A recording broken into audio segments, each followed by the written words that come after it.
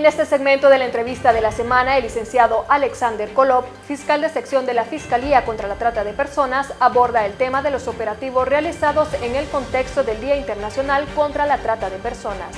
Veamos la entrevista.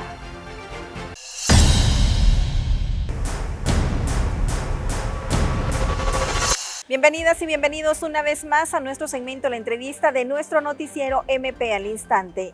Hoy platicaremos con el licenciado Alexander Kolop, él es fiscal de sección de la Fiscalía contra la Trata de Personas, con quien vamos a abordar sobre los resultados alcanzados durante los operativos realizados en el contexto del Día Internacional contra la Trata de Personas. Hablaremos específicamente del caso Los Pitayas y la estructura criminal desarticulada en San José Pinula. Bienvenido, licenciado, a nuestro segmento La Entrevista. En esta ocasión, en el contexto del Día Internacional contra la Trata de Personas, queremos conocer un poco sobre los resultados que ha tenido la Fiscalía contra la Trata de Personas, resultados contundentes en la lucha contra este delito. Queremos abordar el tema sobre los dos casos más recientes y en este caso donde se han tenido resultados importantes, el caso Los Pitayas y la estructura criminal que fue desarticulada en San José Pinula. Cuéntenos, licenciado, ¿cómo es que logran ustedes como Fiscalía establecer cómo opera este tipo de estructuras? Sí, gracias por la oportunidad y sobre todo el poder expresar un poco más a detalle el trabajo realizado por parte de la Fiscalía. Efectivamente, dentro del mes que recién acaba de concluir, se realizaron una serie de operativos, pero los que más llamaron la atención fueron estas dos estructuras. En primer lugar, la estructura denominada Pitayas, que es una estructura que se empezó a investigar de parte de la Fiscalía desde el inicio de la pandemia. En el año 2020 se inició con una investigación relacionada a una transacción sospechosa que nos advierten en relación a algún tipo de negociación que se estaba desarrollando, así como también en relación a una posible víctima menor de edad que estaba siendo tratada en este negocio. Y una tercera denuncia que comenzó a permitir la investigación de esta estructura fue la de un banco del sistema que indica de que uno de los empleadores utiliza dinero de una cuentaviente para gastarlos en esos negocios. Así se inicia la investigación. Consideramos nosotros de que fue una investigación de más de 2 años aproximadamente, en donde se pudo establecer varios elementos relacionados al delito de trata de personas. Primero vimos cómo de alguna manera esta estructura captaba mujeres a través de la necesidad y de la vulnerabilidad de algunas de las que fueron explotadas en ese lugar. Estamos hablando de que tenían contactos a nivel internacional, vimos que captaron a mujeres de Venezuela, por ejemplo, pero también adolescentes guatemaltecas.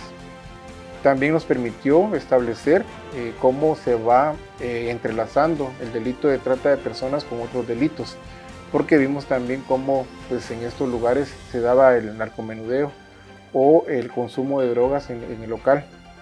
También nos permitió establecer la forma de cómo fue desarrollándose esta estructura, de tal cuenta de que cuando iniciamos la investigación se tenían únicamente 2 centros de explotación identificados.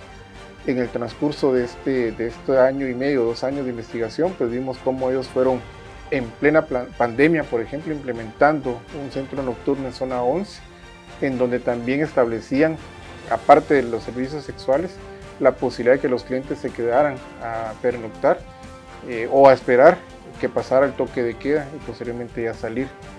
Y recientemente en este año que ellos decidieron implementar un nuevo centro nocturno en Quetzaltenango. Esto nos permite ver cómo iba esta estructura desarrollándose económicamente y de alguna forma el 28-29 de julio se desarrolla este operativo. Dentro de este operativo se tenía la finalidad de obtener la captura del líder de la estructura, quien era el que manejaba todas las finanzas, manejaba también a los demás elementos o miembros de la estructura, y era el encargado de realizar toda la organización. Lógicamente, una organización está compuesta de colaboradores que estaban dentro de los lugares de explotación que dirigían el centro de explotación, que controlaban los servicios sexuales, que también controlaban la venta de droga y todo lo relacionado a este negocio. Y posteriormente pues también la identificación de víctimas, que en este caso pues también se dio un abordaje a las víctimas, también se incorporó a programas especiales de protección a testigo y lógicamente pues se dio ese seguimiento. Esto por una parte en relación al tema de la estructura Pitayas y por otro lado pues la estructura de San José Pinula, que vemos dos realidades distintas, ¿no? Una estructura organizada, una estructura Pitayas que establece cómo se maneja o cómo contempla Naciones Unidas el delito de trata de personas, pero también versus el otro operativo que se realizó, que es la estructura de San José Pinula, que no es tan sofisticada la estructura, pero que sí atienta contra la realidad o el drama humano, que es la necesidad de adolescentes en cuanto a su vulnerabilidad, de cómo se encuentran ellos en su entorno.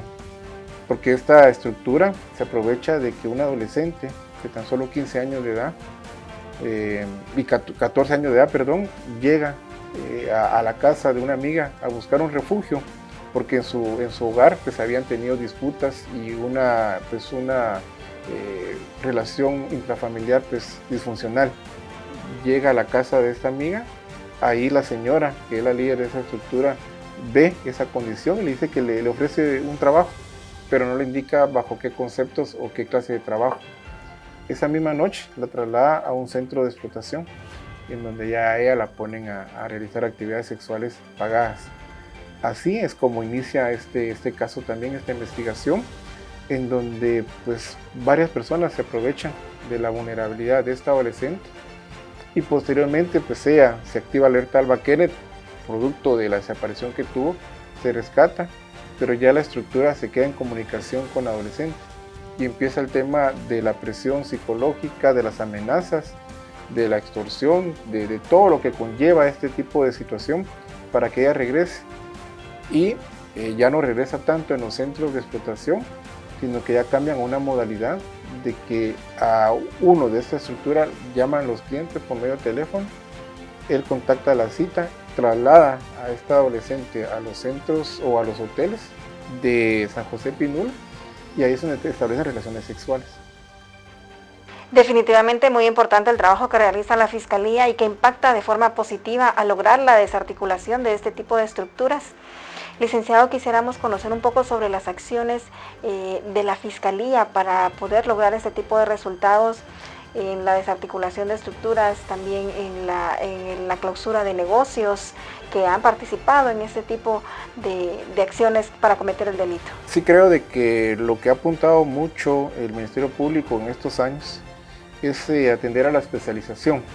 Creo importante de que el fiscal especializado pueda abordar de una mejor manera este tipo de casos, porque en estos dos tipos de casos que se presentaron, pues se tiene que tener una visión de investigación de delincuencia organizada, utilizando todo lo que la ley permite en cuanto a esta investigación, desde métodos especiales de investigación, desde análisis de fenómeno criminal, desde análisis financiero, desde vincular otro tipo de delitos de delincuencia organizada como el narcotráfico, es decir, ese abordaje y esa especialización que se tiene, pero también no olvidar la atención victimológica, que es esa atención a la víctima, que es ese abordaje, que es ese seguimiento que se le tiene que dar a las víctimas, esa preparación para que las víctimas vengan, relaten de forma pues, detallada la forma y circunstancia en que fueron víctimas del delito de trata. De esta forma, pues juntando esas dos visiones de perspectiva, tanto de delincuencia organizada nacional o transnacional, como atención victimológica y de género, pues conlleva las funciones que realiza la Fiscalía. Esto pues es ir depurando e ir confirmando cada información que se va obteniendo para poder hacer un caso sólido. Al final de cuentas creo de que los operativos se realizan al momento en que ya se ha finalizado con la investigación que determina la participación contundente de cada una de las personas que se indica y que posteriormente ya permite a las víctimas que salgan del proceso penal. En estos dos casos puntuales, las víctimas localizadas y atendidas ya dieron su testimonio en calidad de anticipo de prueba, ya ellas ya se desentienden del proceso penal y ya inicia su proceso de atención victimológica. Yo creo que esas son en sí, a grandes rasgos, las funciones que realiza la Fiscalía en estos casos puntuales. Definitivamente es trascendental el trabajo que realiza este tipo de fiscalías especializadas para desarticular estas estructuras. Licenciado, también quisiéramos explicar un poco a la población guatemalteca de qué manera pudiera identificar acciones que realizan este tipo de estructuras para poder evitar ser víctimas en este tipo de delitos. Definitivamente consideramos nosotros de que uno de los factores principales de las estructuras de trata de personas es la utilización o el aprovechamiento de las condiciones que las víctimas se encuentran. Ahora, ¿qué puede hacer la población para primero pues no ser víctima de este delito? Por ejemplo, el ofrecimiento de un empleo, el ofrecimiento de unas oportunidades, definitivamente si no están respaldadas ante una empresa sólida o ante una empresa que sea pública, pues no dejarse engañar, ¿verdad? O sea, al final de cuentas, cuando se piden muy pocos requisitos, yo creo que ya es algo que nos debería de alertar. Y segundo, a la población, que yo creo que en estos dos casos puntuales han colaborado mucho en relación a la denuncia que se presenta. Pero ahora si lo conceptualizamos en nuestra realidad, creemos nosotros de que pudieran ayudarnos mucho, por ejemplo, cuando se detecta a una posible víctima que está estudiando, pero deja de asistir a la escuela, que deja de hacer su vida normal, que empieza a obtener algún tipo de cambio dentro de su personalidad. Vemos nosotros que muchas adolescentes, con tal de obtener algún tipo de situación de mejora económica, pues optan por trabajar, y precisamente ahí es donde se aprovechan esas estructuras. Entonces, cualquier cambio de actitud, cualquier cambio que genere a una persona, pues también tener como que ese indicador que ha representado pues de que los casos puedan salir de una manera sólida.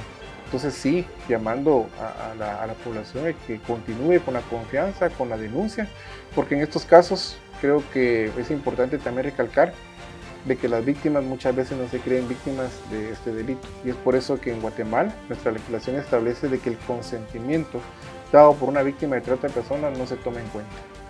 Muchas gracias, licenciado, por esta información. Sabemos que el trabajo que realizan es trascendental y pues impacta de manera positiva a la población guatemalteca. Le agradecemos el espacio y por habernos explicado de forma más detallada cómo es que se investigan este tipo de casos. Muy bien, a la orden.